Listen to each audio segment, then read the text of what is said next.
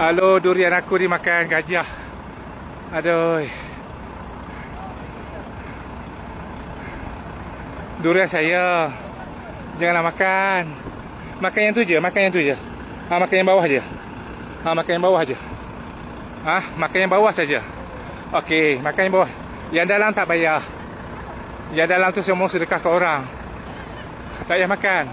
Makan yang bawah je. Okey. Makan yang bawah je. Makan yang bawah je.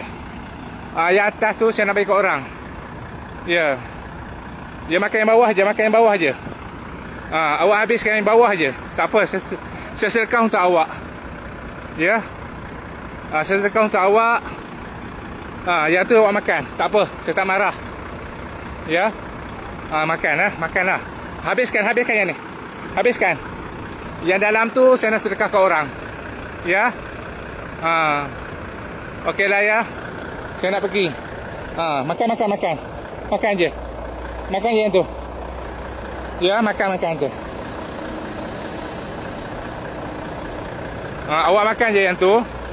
Yang ni saya nak pergi ke orang yang lain, yang baki tu. Walaupun InsyaAllah awak tak ganggukan helak saya. Ya. Awak makan je yang ni. Makan. Tak apa. Makan. Sila makan. Makan. Saya tak ganggu. Sila makan.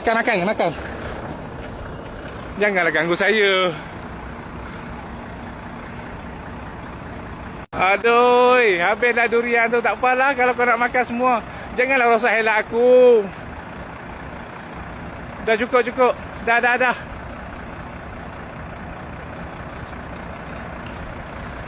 Dah lah tu. Ya Allah.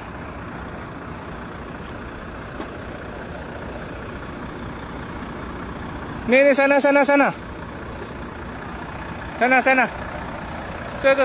Makan. Makan yang tu.